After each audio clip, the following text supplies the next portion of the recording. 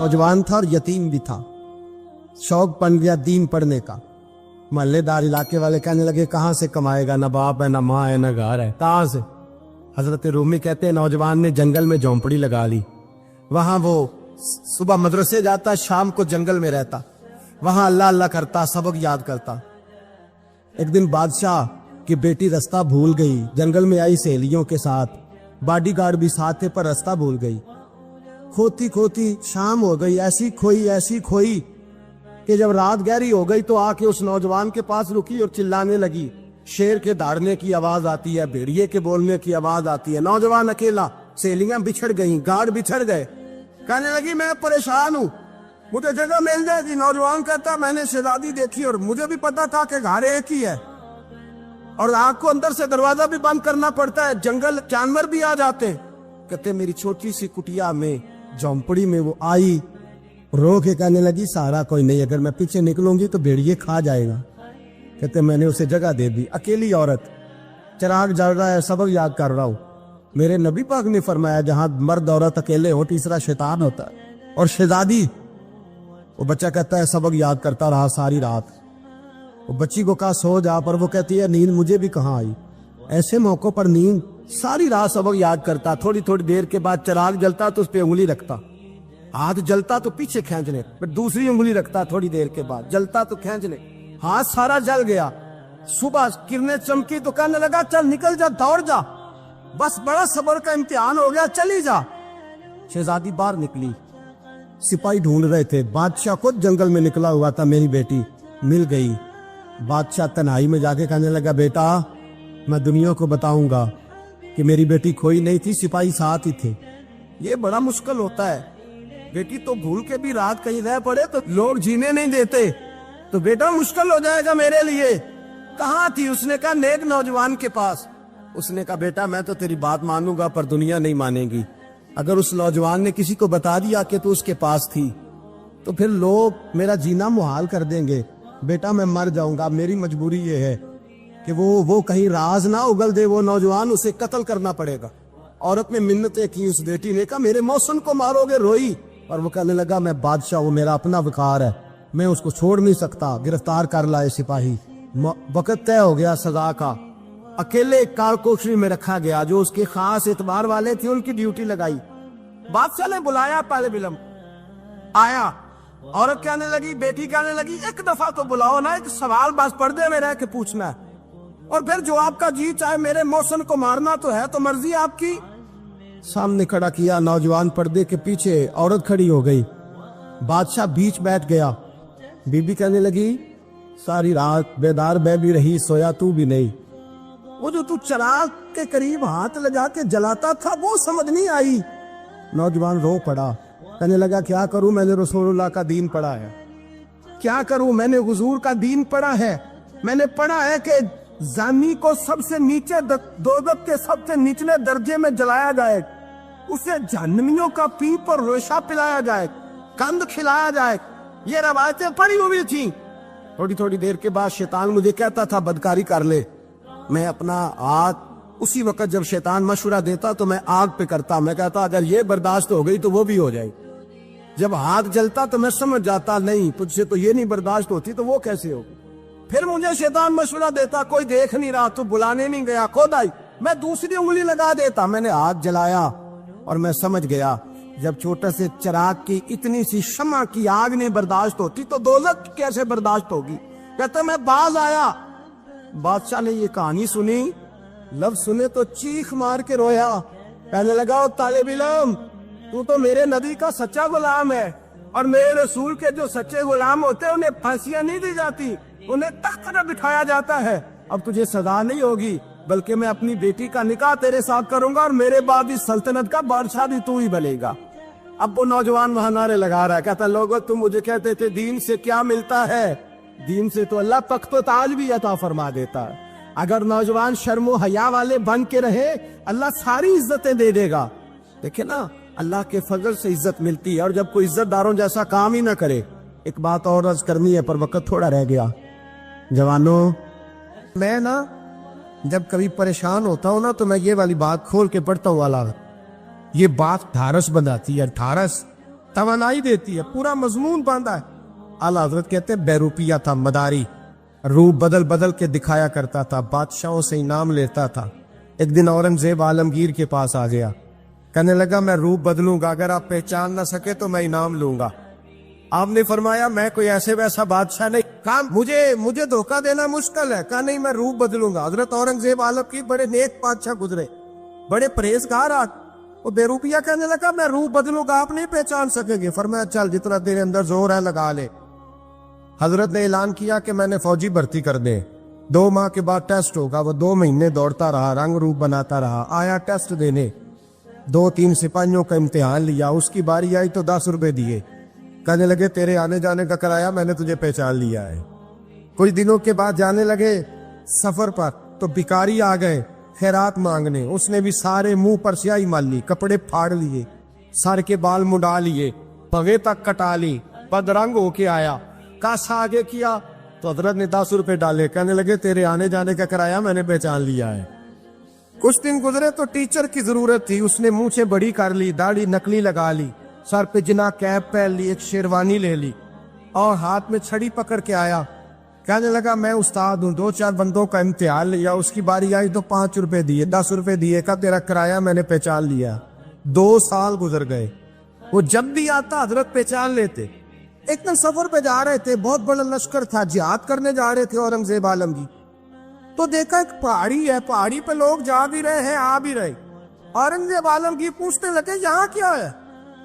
کہنے لگے بابا جی بیٹھے ہیں دعا کرتے ہیں, اللہ کے نیک بندے ہیں. اورنگزیب کہنے لگے یار پرانے لوگ سارے ہی اللہ والوں کو مانتے, یہ بھی مصیبت آئی ہے جتنی نہیں آئی ہے, سارے لوگ ہی مانتے. کہنے لگے ذرا میں دعا نہ کراؤں, بچے کام جا رہا ہوں. اورنگزیب بادشاہ تھے, بادشاہ لوگ نازک مزاج ہوتے ہیں. گھوڑے سے اترے, بڑی مشکل سے پہاڑی پہ چڑھے, اوپر گئے تو لائن لگی ہے. بابا جی غار میں بیٹھے, کہنے لگے میں نے ملنا, میں اورنگزیب ہوں. انہوں نے کہا ہمارا بابا اس طرح کا پیر نہیں کہ امیر آئے تو رنگ اور ہو, غریب آئے تو اور ہو. یہاں اگر ملنا ہے تو لائن میں لگ جاؤ, سب ایک جیسے. اب لائن میں کھڑے ہو گئے, 50 آدمی آگے تھے. کہتے ہیں 51واں نمبر تھا. تھک گیا دھوپ میں کھڑا کھڑا. جب میں پہنچا غار کے دہانے تو میں نے بابا جی کے چہرے پہ نظر ڈالی تو بڑا نورانی چہرہ, بڑی خوبصورت لب و لہجہ. میں نے کہا میرے جیسا آدمی بھی پگڑی باندھ لے تو اچھا لگنے لگ جاتا ہے, بڑا خوبصورت انداز. کہتے ہیں میں ان کے پاس اتحیات کی حالت میں بیٹھ گیا. میں نے کہا حضور میں جا رہا ہوں جہاد کرنے, دعا کرنا. بزرگوں نے ہاتھ اٹھائے, اللہ اس کی مدد فرما, دین کو غلبہ عطا فرما, اسے دین کا سچا پکا سپاہی بنا. پھر تھپکی دی, 2-4 نصیحتیں نکال ڈالی. دیکھنا ظلم نہ کرنا, زیادتی نہ کرنا, جب تو جیت کر نہ کرنا, غرور نہ کرنا, نصیحتیں بھی کر دی. کہتے ہیں اب جب میں اٹھا تو 2-4 دینار بطور نذرانہ مسلح کے نیچے رکھے, اور الٹے قدم جب میں غار سے اترا انہوں نے رومال جاڑا اور اٹھ کے کھڑے ہو گئے. کہنے لگے آج نہیں تو نے پہچانا, آج نہیں تو نے پہچانا, میرا انعام بنتا ہے, آج نہیں پہچانا, لا پیسے. اورنگزیب کہنے لگا یار تو نے حد کر دی, کہاں چڑھا کہاں کھڑا رہا, دھوپ میں تھک گیا, کمال کر دی بھائی تو نے. پتا تو کیا لے گا, اب تو جلدی بتا, وہ کتنے لوگ پیچھے دھوپ میں کھڑے ہیں, لشکر سارا کھڑا ہے, کیا لے گا؟ اس نے کہا سب سے قیمتی ہیرے وہ ہے جو تیرے سر کے تاج میں لگے ہوئے, مجھے تیرا تاج چاہیے. او بھائیو سننا اور یاد رکھنا, میرے اعلیٰ حضرت کہتے ہیں بادشاہ نے سر کے اوپر سے تاج اتارا, بہروپیے کے قدموں میں رکھا اور کہنے لگے یہ لے, اور یہ تو تیرا مانگنے پر میں نے دیا ہے نا, میں واپس آتا ہوں تو آنا میں اپنی مرضی سے بھی تجھے دوں گا. تو نے اورنگزیب جیسے بندے کو دھوکہ دیا, آنا میں اس وقت بھی دوں گا. وہ دے کر بس بات ختم ہو گئی, حد ہو گئی. دے کر کہتے ہیں جب میں پلٹا نا واپس, بہروپیے نے آواز دی بادشاہ ٹھہر جا. تو میں نے پلٹ کے دیکھا تو کہنے لگے یہ اپنا تاج لے جا, اٹھا اور لے جا. میں نے کہا 2 سال بیت گئے تجھے محنت کرتے, آج قابو آیا تو لے جاؤ. کہنے لگا لے جا, مسئلہ سمجھ میں آ گیا. میں نے کہا مجھے بھی تو سمجھانا. کہتے ہیں وہ پھوٹ پھوٹ کے رویا, اس کی آنکھیں برس پڑی, سیلاب کی طرح آنسو بہ نکلے, تڑپا اور رو کے کہنے لگا بادشاہ میں نے جھوٹ موٹ رسول اللہ کی غلامی اختیار کی تھی, جھوٹ موٹ کی داڑھی, جھوٹ موٹ کی پگڑی, جھوٹ موٹ کا فقر, میں نے جھوٹ موٹ نبی پاک کا لباس پہنا ہے, تو تیرے جیسے بادشاہوں کے تاج میرے قدموں میں آ گئے ہیں. اگر میں سچ مچ رسول اللہ کا غلام بنوں گا تو اللہ کیا کچھ عطا فرمائے، اللہ کتنی نعمتوں سے نوازے۔ میرے اعلیٰ کیا فرماتے ہیں؟ اعلیٰ حضرت فرماتے ہیں فرشتے بھی کرتے ہیں تعظیم میری۔ کون جی؟ اللہ ایسا عقیدہ بھی کم ملے گا جو بریلی کے امام کا عقیدہ ہے، ایسا بھی کم۔ کہتے ہیں فرشتے بھی کرتے ہیں تعظیم میری۔ کیوں؟ فرمانے لگے فدا ہو کے ان پر یہ عزت ملی۔ بغداد کے ایک درویش عالم تھے، تو وہ جب بھی نماز پڑھاتے نا تو کسی تاجر کی 2 بیویوں کے بارے میں دعا مانگتے۔ توجہ ہے میری بات پر؟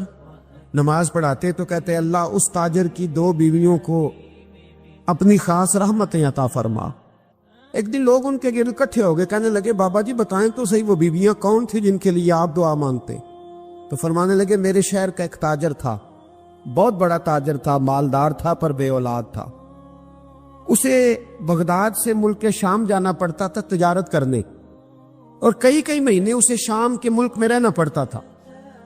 اس نے اس طرح کیا کہ وہاں بھی ایک شادی کر لی۔ توجہ ہے نا میری بات پر؟ کیا کر لیا اس نے؟ دوسری شادی کرنا مرد کے لیے جائز ہے، تیسری کرنا بھی، چوتھی کرنا بھی بھیا کے وقت، مگر اگر انصاف کر سکے تو۔ اگر چاروں میں ہم نہ آدھا مسئلہ سنتے ہیں اور آدھا ہی بیان کرتے ہیں، اگر انصاف نہ کر سکے پھر اس کے لیے 4 جائز، پھر وہ ایک ہی رکھے گا۔ تو عزیز دوست دوسرا نکاح کر لیا، شادی ہو گئی۔ اب وہ وہاں کچھ زیادہ وقت گزارنے لگا، مالدار آدمی تھا، بیوی کو مکان بھی لے کے دے دیا۔ اب وہ دیر سے آتا واپس، اور جب آتا بھی تو اس کے وہ والے انداز نہ ہوتے جو پہلے ہوا کرتے تھے۔ اب بیوی سے بڑا جاسوس بھی کوئی نہیں ہوتا، اس کو تو پہلے پتہ چل جاتا ہے کہ ماجرا کیا ہے، اسے بڑی خبر ہوتی ہے۔ تو اس نے محسوس کر لیا کہ بدلے بدلے سے میری سرکار نظر آتے۔ وہ کہنے لگی اب کہ جب آتا جاتا ہے تو اس کے حالات کچھ بدلے بدلے سے ہیں، ماحول کچھ اور ہے۔ اس نے ایک بوڑھا آدمی جو اس کا عزیز بھی تھا اور سمجھدار بھی تھا اس کو تیار کیا، کہنے لگی اب کہ جب ملک کے شام جائے نا تو اس کا پیچھا کرنا اور خبر کرنا کہ کہاں رہتا ہے، کہاں جاتا ہے، کیا کرتا ہے۔ وہ بوڑھے بزرگ جو تھے وہ خاتون کے کہنے پر کچھ اس نے کرایہ بھی دیا۔ وہ اس تاجر کے پیچھے گئے اور واپس آ کے خبر دی، کہنے لگے کہ یہ تو 2-3 سال بیت گئے، اس نے وہاں بھی شادی کی ہوئی ہے، تجھے بتایا ہی نہیں۔ بی بی بڑی سمجھدار تھی، حوصلہ مند، زیرت، اس نے شور نہیں مچایا۔ اس نے کہا کہ میں نا اب جب آئے گا نا تو طریقے سے بات کروں گی اور پوچھوں گی کہ ایسا کیوں کیا۔ اور یہ بھی اس نے آ کے بتایا کہ اگر تیرے ساتھ نکاح کے بعد اسے اولاد نہیں ملی تو اولاد وہاں بھی کوئی نہیں، یہ مکمل تفصیلات۔ اب جب اس دفعہ خامند آیا تو آتے ہی وہ بیمار ہو گیا، کمزور ہونے لگا۔ اب خاتون نے مناسب نہیں سمجھا کہ آتے ہی دڑام سے میں اس کے سر پر یہ بت یہ ٹھوڑ دوں کہ تو نے نکاح کیا ہوا ہے اور مجھے بتایا نہیں۔ وہ ذرا تسلی میں رہی، کچھ وہ بیمار تھا، حوصلہ رکھا، خدمت کرتی رہی۔ کچھ دن گزرے تو وہ تاجر انتقال کر گیا، فوت ہو گیا۔ اب راز کھل نہ سکا، عدت گزاری، اور جب سارا مال جمع کیا نا تو اشرفیوں کی بوریاں بھر گئی۔ سارا مال اس بی بی کا، 4 بوریوں میں اشرفیاں، 4۔ یہاں تو پیٹ کا دوزخ ہے، معاذ اللہ، بھرتا ہی نہیں۔ حل من مزید، حل من مزید۔ وہ جو کہتے تھے نا کہ بس باہر چلا جاؤں اور باہر میں کچھ تھوڑے سے پیسے کما کے 2-3 سال میں لوٹ آؤں گا، پھر یہاں آ کے کوئی کاروبار کروں گا، وہ گئے ہیں تو واپس نہیں آئے۔ وہ جو کہتے تھے نا بس میں نے اتنا سا کاروبار کرنا ہے کہ مکان بن جائے، انہوں نے 4 مکان بھی بنا لیے ہیں، لیکن بریک حل من مزید کی دوڑ ہے۔ اب 4 بوریاں اس عورت نے چھپائے رکھی، کوئی بندہ نہیں جانتا بغداد میں کہ ملک کے شام میں تاجر کی دوسری بیوی بھی ہے۔ جب وہ فارغ ہوئی تو اس نے اس بوڑھے جاسوس کو پھر بلایا اور 2 بوریاں اونٹ پہ رکھی، خود بھی ساتھ بیٹھی اور ملک شام گئی۔ اللہ اکبر۔ وہ بزرگ کہتے ہیں میں ایسے نہیں دعا کرتا۔ اس کو جا کے کہنے لگی میں اکیلی وارث نہیں ہوں، آدھے کی وارث تو بھی ہے۔ میں اکیلی وارث نہیں، یہ تقسیم وراثت ہے، آدھی کی وارث تو بھی ہے، تو رکھ اپنے پیسے۔ مجھے پتا ہے اس نے نکاح کیا تھا پر مجھے بتایا نہیں تھا، تو رکھ اپنے پیسے، میں تجھے دے رہی ہوں، آدھے تیرے ہیں آدھے میرے ہیں۔ اس نے نظر اٹھائی تو رو پڑی، کہنے لگی نہیں اب یہ سارے تیرے ہی ہیں۔ اگر تو اللہ سے ڈرتی ہے تو میں بھی رب سے ڈرتی ہوں، اگر تو مصطفیٰ کریم کا کلمہ پڑھتی ہے تو میں بھی اسی نبی کی ماننے والی ہوں۔ کہا بات کیا ہے، میرا کیوں ہے سارا؟ تو وہ خاتون کہنے لگی وہ 2 سال 3 سال سے میرے ساتھ نکاح تھا، اور اس نے بتایا تھا مجھے کہ میری بیوی بھی ہے، اور میں غریب تھی تو میرے والدین کو بھی بتایا تھا کہ میری دوسری شادی ہے۔ یہ مکان اس نے مجھے لے کے دیا تھا، میرے تمام اخراجات وہ پورے کرتا تھا، نان و نفقہ کا خیال رکھتا تھا، لیکن اب کہ جب وہ آیا تو وہ بیمار تھا۔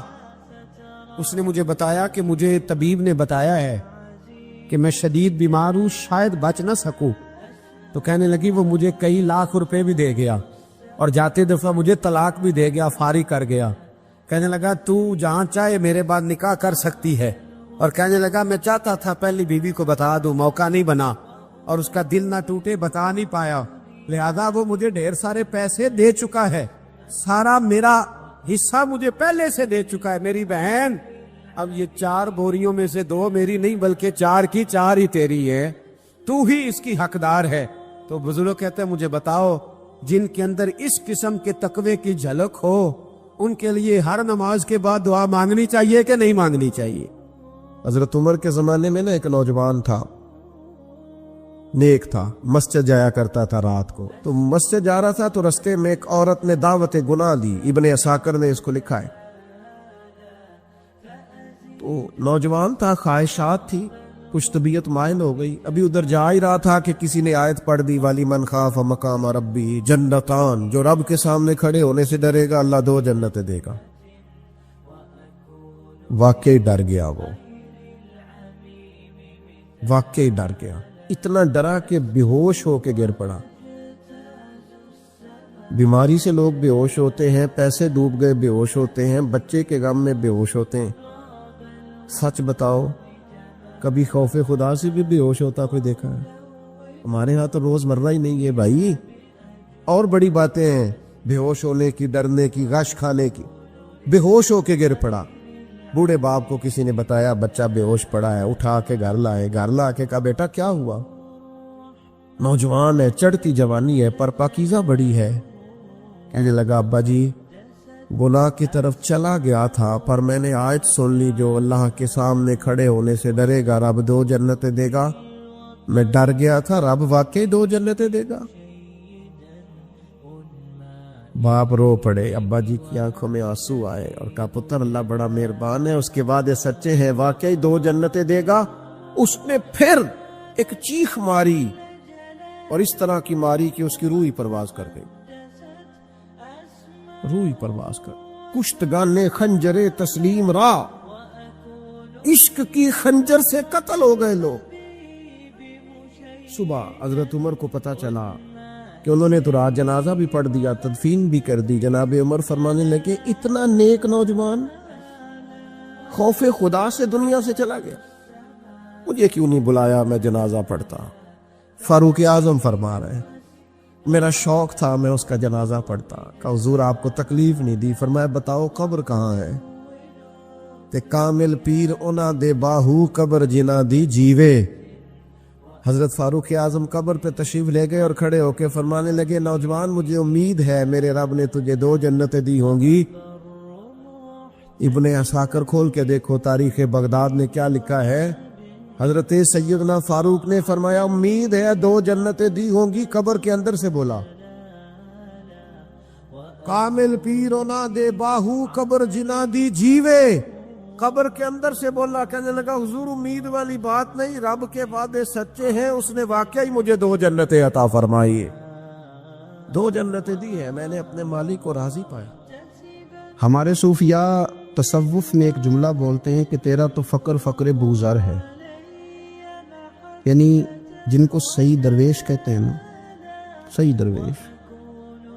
مولا علی شیر خدا رضی اللہ تعالیٰ عنہ فرمایا کرتے 2 ہی تو بندے ہیں جو رب کے رستے میں کسی شے کی پرواہ نہیں کرتے۔ حضور کون سے؟ فرمایا ایک ابو ذر غفاری ہے اور دوسرے علی المرتضیٰ ہے۔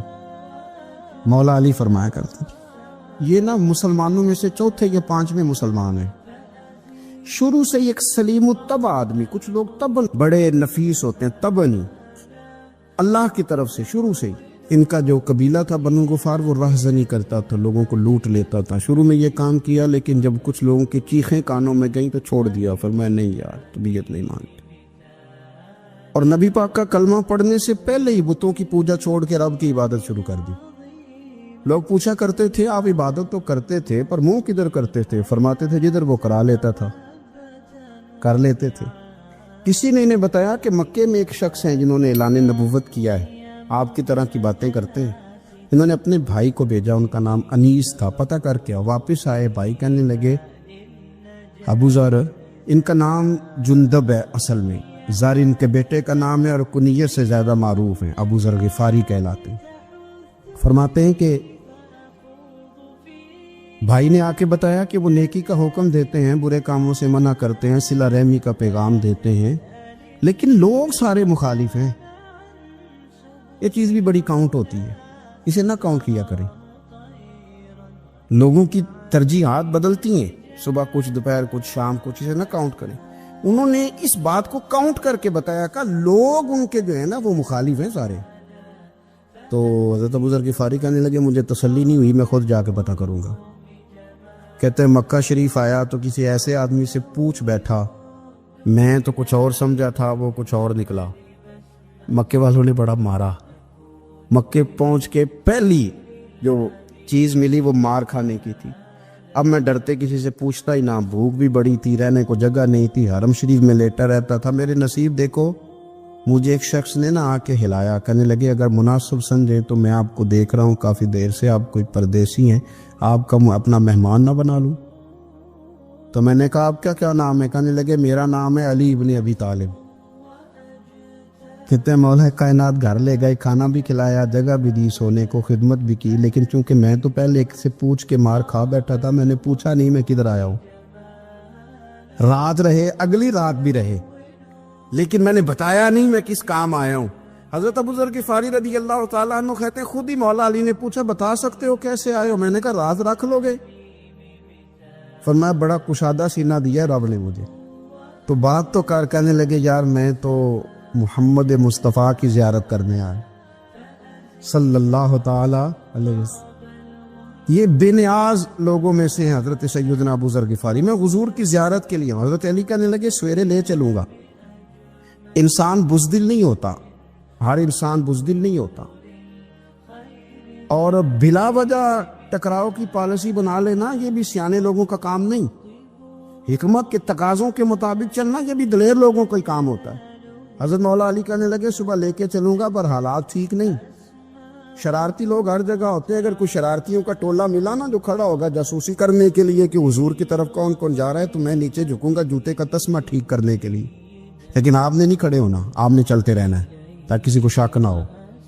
کہتے اس ترتیب سے حضرت علی مجھے لے کے گئے، میں حضور کی بارگاہ میں پہنچا۔ مولا علی کہتے ہیں بڑے بڑے لوگ سوال کرتے تھے پر یہ شروع سے سلیم الطبع تھے، مجھے کہہ لینے دینا، انہوں نے ماننا ہوتا ہے، وہ لمبے سوال کرتے ہی نہیں۔ مان جو لیا تو لمبے سوالوں کی ضرورت ہی کوئی نہیں۔ کہتے ہیں لوگ بڑے بڑے سوال کرتے تھے پر ابو ذر نے 2-3 باتیں پوچھی اور آگے جا کے کہنے لگے حضور ہاتھ بڑھائیں مجھے کلمہ پڑھائیں۔ نبی پاک صلی اللہ علیہ وسلم نے کلمہ پڑھایا، فرمایا باہر جا کے نا ابھی ذکر کرنا کہ تم مسلمان ہو گیا، یہ ماریں گے۔ عرض کی حضور انہیں مارنے دے، میں آیا بھی مار کھا نہیں ہے، انہیں مارنے دے دا۔ پڑا فلک کو کبھی دل جلوں سے کام نہیں، دار دلوی نے کہا تھا پڑا فلک کو کبھی دل جلوں سے کام نہیں، اور جلا کے راکھ نہ کر دوں تو داغ نام نہیں۔ ماری تو کھانے آئے ہیں، مارنے دے، کرنے دے زور جتنا لگانا ہے لگانے دے۔ باہر جا کے اعلان کیا، مکے والوں نے مارا، اتنا مارا کہ بے ہوش ہو گئے۔ پھر کسی نے بتایا کہ تم نے گزرنا بھی ہے ان کے علاقے سے، بنو غفار سے، پھر ان کا پتہ بھی ہے یہ لوگ بڑے سخت ہیں۔ پھر چھوڑا۔ تپن بڑے جلالی تھے، زاہد مزاج تھے، فرماتے تھے کہ جو تمہاری ضرورت سے زیادہ ہے وہ سارا صدقہ کرو۔ کنز کے معاملے میں ان کا رویہ یہ تھا، صرف حضرت صدیق اکبر کو کچھ نہیں کہا انہوں نے، باقی حضرت عمر جیسے آدمی کو بھی کھڑا کر کے کہہ لیتے تھے یہ مال کیوں رکھا ہوا ہے خزانے میں، بانٹتے کیوں نہیں سارا؟ اور جناب عثمان غنی رضی اللہ تعالیٰ عنہ کے ساتھ تو باقاعدہ کئی دفعہ اس موضوع پر گفتگو کی۔ وہ کہتے تھے کہ جب اللہ کہتے ہیں قرآن میں کہ مال دولت جمع نہیں کرنی، تو وہ جو لوگ تھے وہ بھی بڑی شانوں والے تھے. وہ کہتے تھے کہ اللہ نے جب زکوٰۃ فرض کی تو مال جمع ہوتا ہے تو زکوٰۃ فرض ہوتی ہے نا. جب فطرانے کا کہا تو مال ہوتا ہے تو فطرانہ آتا ہے نا. تو آپ جو کہہ رہے ہیں وہ ٹھیک ہے، پر آپ اعلیٰ بات کر رہے ہیں تقوی کی، سارا بانٹو. تو حضرت ابو ذر غفاری کہتے تھے چلو ٹھیک ہے تمہاری بھی بات مان لیتا، پر یہ بتاؤ مدینے والے کا اپنا طریقہ کیا ہے؟ کہ بھئی حضور کا طریقہ تو وہی ہے جو آپ بتا رہے ہیں. تو فرمانے لگے پھر اس رستے نہ چلیں جو رستہ مدینے والے رسول کا ہے. اور حضور سے، نبی پاک سے عشق کرتے بڑا کھل کے. یہ صحابہ صفہ میں سے تھے. کلمے پڑھنے کے بعد چونکہ طبیعت جلالی تھی تو حضور نے بھیج دیا، فرمایا واپس جاؤ اپنے قبیلے میں تبلیغ کرو. واپس گئے، بھائی کو مسلمان کیا، والدہ کو مسلمان کیا، قبیلہ سارا مسلمان کیا، وہیں رہے. ہجرت مدینہ کے بعد آئے تبوک کے موقع کے قریب، اور حضور نے صحابہ صفہ میں رکھ لیا. نوکری کرتے مدینے والے رسول کی، دلیر آدمی تھے، بڑا قبیلہ تھا، پر ڈیوٹی کرتے، ڈیوٹی خدمت کرتے. ایک بیٹا تھا زار اس کا نام تھا، اس کی ڈیوٹی لگائی تم نے میرے نبی پاک کے اونٹ چرانے. ڈاکو آئے تو صاحبزادہ اونٹوں کی، اونٹنیوں کی حفاظت کرتے شہید ہو گیا. اور یہ انوکھا بندہ ہے جس نے شرط لگائی تھی کہ میں نے کالی سیاہ رنگ کی عورت سے شادی کرنی. انوکھا بندہ ہے. ایک بیٹی تھی، ایک بیٹا، بیٹا شہید ہو گیا. بیوی سے کہا تم نے نبی پاک کے گھر میں خدمت کرنی ہے، حضور کے گھر والوں، اور میں نبی پاک کی نوکری کروں گا. حضور کی خدمت کرتے، ہر وقت خدمت میں رہتے. اور حضور جب آتے نا، صحابہ صفہ میں یہ شامل تھے جو لوگ دین سیکھتے. حضور جب آتے تو سب سے پہلے آ کے حضرت ابو ذر غفاری کا پوچھتے، بلائیں. اور جب بات کرتے حضور تو بار بار ان کو مخاطب کر کے بات کرتے. حضرت ابو ذر غفاری رضی اللہ تعالیٰ عنہ کا نبی پاک سے اتنا پیار کہ ہماری بھی مشکل حل کر دی. ابو داؤد شریف میں موجود ہے. ایک دن کہنے لگا یا رسول اللہ صلی اللہ علیہ وسلم، اگر کوئی بندہ کسی سے پیار بڑا ہی کرے پر اس جیسے عمل نہ کر سکے، کوشش کرے کرنا. لوگ ہمیں کہتے ہیں نا کہ پیار بڑا، عمل بھی تو کرو نا. بھی کرنا چاہیے، پر انسان ہے نا، غلطی بھی تو ہو ہی جاتی ہے. اب ہم عمل نہیں کر سکتے تو تم ہمیں پیار بھی نہیں کرنے دو گے؟ مہربانی کرو، پیار تو کرنے دو نا. حضرت ابو ذر غفاری نے کہا، ابو داؤد شریف میں موجود ہے، یا رسول اللہ صلی اللہ تعالی علیہ وآلہ وسلم، حضور پیار بڑا کرے پر ان جیسے عمل نہ کرے تو حکم کیا ہے؟ تو حضور نے فرمایا پیار سچا کرے، اللہ قیامت کے دن جس سے محبت کرے گا نا اس کے ساتھ ہی دونوں کو اکٹھا فرما دے گا. تو حضرت ابو ذر نے فوراً کہا، حضور پھر مجھے آپ سے بھی بڑا پیار ہے، رب سے بھی بڑا پیار ہے. فرمایا فکر نہ کرنا، جنت میں اکٹھے ہی جائیں گے. اتنی محبت رسول پاک کی ذات کے ساتھ. حضور کی نوکری کرنا. ایک دن خدمت کرتے کرتے سو گئے. حضور مسجد میں آئے پتہ کرنے کہ ابو ذر آرام کر رہا ہے.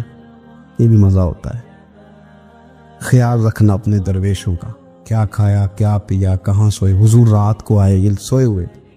فرماتے ہیں حضور نے میرا انگوٹھا ہلایا، میں اٹھ کے بیٹھ گیا، حضور بھی میرے پاس بیٹھ گئے. اور میں ابو ذر بڑا پیار کرتے ہو، سونے آپ کو پتہ ہی ہے. کہا یار تو بڑی نوکری کرتا ہے، ایک دن وہ بھی آئے گا جس دن تجھے میری مسجد اور میرے شہر سے جانا پڑے گا، پھر کیا کرو گے؟ تو عرض کی حضور کسی کی طاقت ہے مجھے آپ کے شہر سے نکالے؟ میں تلوار نکال لوں گا. نبی پاک نے فرمایا تلوار نہ نکالنا، یہاں تمہیں بھیجا جائے چپ کر کے چلے جانا. حضور کب تک؟ فرمایا جب تک اللہ تیری اور میری ملاقات نہیں کرا دیتا، یعنی وصال تک. یہ واحد شخص ہے کہ حضور کے وصال ظاہری کا وقت آ گیا تو فرمایا کوئی میرے ابو ذر کو بلاؤ. جب یہ آئے تو حضور لیٹے ہوئے تھے، یہ جھکے نبی پاک کی طرف، حضور میں حاضر ہو تو حضور نے پکڑ کے سینے کے ساتھ لگا لی. میرے رسول پاک صلی اللہ علیہ وسلم کی خدمت میں ایک دفعہ عرض کرنے لگے حضور مجھے صوبے کا گورنر بنا دے. تو نبی پاک نے فرمایا ابو ذر میں عہدے پسند نہیں کرتا، تو تمہیں بھی میں کہتا ہوں عہدہ نہ لینا، تمہیں بھی کہتا ہوں عہدہ نہ لینا. فرمایا ابو ذر میں جو چیز اپنے لیے پسند کروں گا تمہیں بھی اسی کا مشورہ دوں گا. تم بندے اچھے ہو پر یہ کام تمہارے بس کا نہیں ہے. بڑے زاہد آدمی. میرے رسول کریم صلی اللہ تعالی علیہ وآلہ وسلم نے ان کے بارے میں فرمایا جس طرح نبیوں میں حضرت عیسیٰ علیہ السلام ہوئے. حضرت عیسیٰ دیکھیں نا، انبیاء میں اللہ تعالیٰ نے ہر قسم کی عظمت نبیوں کو دی. جناب سلیمان علیہ السلام کا تو تخت بھی ہوا میں اڑتا تھا، جن تک تابع دار تھے. اور نبیوں میں حضرت عیسیٰ بھی ہیں جن کے پاس گھر بھی کوئی نہیں، شادی بھی کوئی نہیں کی، اینٹ سرانے رکھ کے تکیہ بناتے. ایک ان کے پاس کنگھی تھی اور ایک پیالہ تھا. دیکھیں جو بندہ نیک ہو نا وہ بھی نیک ہیں, اللہ کے نبی ہیں. آپ اپنا تقوی مسلط نہیں کریں گے, جو وہ کر رہے ہیں وہ بھی مخلص ہو کے کر رہے ہیں. حکومتیں جو چلانی ہیں تو وہ کس نے چلانی ہے؟ اگر نیک بندے نہیں آئیں گے تو غلط لوگ آئیں گے, قوموں پہ ظلم کریں, وہ بھی اپنی جگہ ٹھیک ہے. لیکن یہ جو کر رہے ہیں یہ بات بھی اپنی جگہ بالکل ٹھیک ہے. ہم پتہ کیا کرتے ہیں, ہم چیزوں کو مسلط کرتے ہیں, ایک دوسرے پر مسلط نہیں کرے چیزوں کو. آپ جو کر سکتے ہیں, جو رستہ آپ کو صحیح لگتا ہے اختیار کر لیں. یہی تو ہمارے دین کا حسن ہے کہ سارے رستے واضح کر کے ہمیں دکھاتا ہے. حضرت عیسیٰ علیہ السلام نے ایک دن دیکھا کہ ایک بندہ نا انگلیوں کے ساتھ اپنے بال سیدھے کر رہا ہے, تو آپ نے فرمایا یار کنگھی کے بغیر بھی کام چل سکتا ہے. کنگھی بھی خیرات کر دی. دیکھا ایک بندہ ہاتھ کا تکیہ بنا کے لیٹا ہے, تو فرمایا اینٹ بھی دے دو, کسی کے کام آ جائے. ایک دن دیکھا کہ ایک بندہ نا یوں چلو میں پانی پی رہا ہے, فرمایا پیالہ بھی رہنے دو, اس کے بغیر بھی کام چل ہی جاتا ہے. جناب عیسیٰ کا یہ زہد تھا. میرے نبی پاک علیہ السلام نے فرمایا جس نے جناب عیسیٰ کا زہد دیکھنا ہو وہ میرے ابو ذر غفاری کو دیکھے. ان کو دیکھے, یہ دنیا میں جناب عیسیٰ کے زہد کے مطابق چلتے پھرتے ہیں. ساری زندگی دولت کو, مال کو پسند نہیں کیا. جہاں رہتے تھے ایک گورنر صاحب نے 300 دینار تحفے میں بھیجے. تو ایک ہوتا ہے نا بندہ کہتا نہیں نہیں ضرورت نہیں. اور حضور سید عالم صلی اللہ علیہ وسلم نے حضرت عمر سے فرمایا تھا جو خود بخود آ جائے وہ قبول کر لو اللہ کی طرف سے. لیکن ان کا رنگ فقیری والا تھا اور تھوڑا انوکھا تھا. 300 دینار آئے تو فرمانے لگے اسے جا کے کہو تمہیں کوئی اور بندہ نہیں ملا دھوکہ دینے کے لیے, میرے گھر ہی مال بھیج دیا ہے.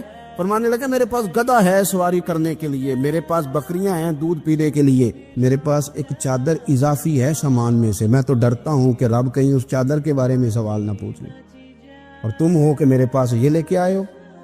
حضرت عثمان غنی کے پاس جا کے کہا کرتے کتنا لوگوں کے پاس پیسہ آ گیا ہے, ہر بندے کے گھر میں مال ہے, یہ کیا ہو رہا ہے, لوگوں سے کہیں خرچ کریں غریبوں پہ. عثمان غنی فرمانے لگے تمہیں تو خوش ہونا چاہیے کہ میرے دور میں لوگ خوشحال ہو گئے.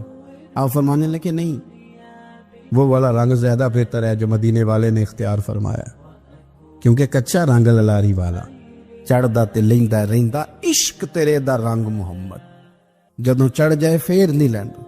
آپ کی طبیعت کے اندر دولت سے بیزاری. حضرت ابو درداء, حضرت ابو موسیٰ اشعری, حضرت ابو ہریرہ رضی اللہ تعالی عنہ, یہ سمجھ لیں ان کے کلاس فیلو تھے, ان کے ساتھ پڑھا تھا انہوں نے. حضرت ابو ذر غفاری ان پر بھی جلال کرتے.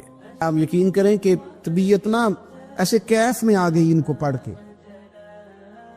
ان کو پڑھا جب کچھ دنوں سے تو کچھ انوکھا, یہ انوکھی وجہ ہے, سارے زمانے سے نرالے ہیں.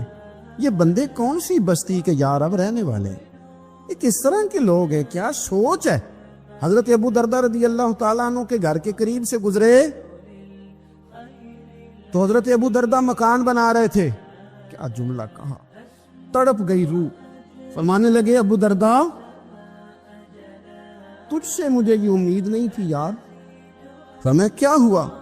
فرمانے لگے اب تیرا مکان بنانے کے لیے بھی اللہ کے بندوں کی پشتوں پر اینٹیں رکھی جائیں گی.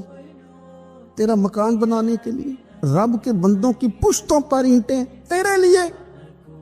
حضرت ابو درداء نے گردن جھکا لی. فرمایا یار جہاں تو ہے نا تو بالکل ہی ٹھیک کہتا ہے. کیوں؟ میرے نبی پاک صلی اللہ علیہ وسلم نے فرمایا اس زمین کے اوپر اور آسمان کے نیچے ابو ذر غفاری سے سچا بندہ کوئی نہیں, ان سے زیادہ سچا کوئی نہیں. فرمایا تو ٹھیک کہتا ہے یار, صحیح کہتا ہے. حضرت ابو موسیٰ اشعری رضی اللہ تعالیٰ عنہ کو گورنر بنا دیا گیا عراق کا. اب حضرت ابو موسیٰ اشعری صحابہ میں ایک بڑے جلیل القدر صحابی ہے, اور ان کی عظمتیں, رفعتیں, بلندیاں کیا کہنا, بڑی گہری دوستی تھی. لیکن جب وہ گورنر بن گئے نا تو آپ نے فرمایا بس بھئی اب تو نے عہدہ لے لیا ہے, یہ بندے کو ٹھیک نہیں رہنے دیتی تھی, اب تو عہدے میں چلا گیا. بڑی مدت کے بعد ملاقات ہوئی حضرت ابو موسیٰ اشعری کے ساتھ. وہ دوڑ کے آئے حضرت ابو ذر غفاری کے گلے ملنے, میرا بھائی میرا بھائی. فرمایا پیچھے ہٹ جا, میں نہیں تیرا بھائی, تو گورنر ہے, میں غریب آدمی ہوں, اپنا کام کر. پھر دوڑ کے آئے. فرمایا ابو ذر تو میرا بھائی ہے یار, اکٹھے پڑھتے تھے حضور. فرمایا نہیں جا, تو نہیں میرا بھائی. پھر آئے. جانتے تھے نا یہ سچا بندہ ہے, یہ سچا بندہ ہے, یہ تقریروں والا نہیں, صرف وعظوں والا نہیں, اس کے اندر بھی بڑی سچائی ہے. قریب آئے آ کے کہا یار تو میرا بھائی ہے میرے سینے لاگ. فرمانے لگے تو تیسری بار آیا ہے مومن ہے میں منہ نہیں موڑ سکتا پر پہلے مجھے بتا گورنر بننے کے بعد تو نے مکان کتنے بنائے, باغ کتنے لگائے, چکیاں کتنی لگائی, کتنے تو نے چیزیں بنائی ہیں پہلے بتا. حضرت ابو موسیٰ اشعری نے ان کا ہاتھ پکڑا, رونے لگے, کہنے لگے جس محبوب سے تو نے تربیت لی ہے میں بھی انہی کا نوکر ہوں, جن کپڑوں میں میں عراق گیا تھا میرے آج بھی وہی ہیں یار. کیا بات کرتا ہے تو میرے وہی ہیں. مجھے بتا اگر یہ عہدے خدمت کے ہم نہیں لیں گے تو پھر کیا ظالموں کو دیں گے, غیروں کو دیں گے؟ نہ کر, کچھ نہیں بنایا. حضرت سیدنا ابو موسیٰ اشعری رضی اللہ تعالیٰ نے روئے اور جب کہا نا کوئی شے نہیں میرے پاس تو فرمایا اچھا چل آ جا پھر سینے لگ جا تو واقعی میرا بھائی ہے. پھر حضرت ابو ذر غفاری نے محبت فرمائی, وہ درویشی, وہ فقیری, وہ سادگی, وہ نورانیت, وہ دل کے ساتھ اندر. ہمارے تو بہت سارے لوگ ہیں جو کہتے ہو کہاں لے جانا ہے مال, کیا ضرورت ہے مال کی, ہر وقت مال کی مخالفت کرتے, لیکن دل ان کا کہتا ہے کہ آئے صحیح کسی طریقے سے, پہنچے صحیح. حضور نے فرمایا بعض لوگوں کی زبانیں شہد سے زیادہ میٹھی, دل بھیڑیے سے زیادہ خطرناک.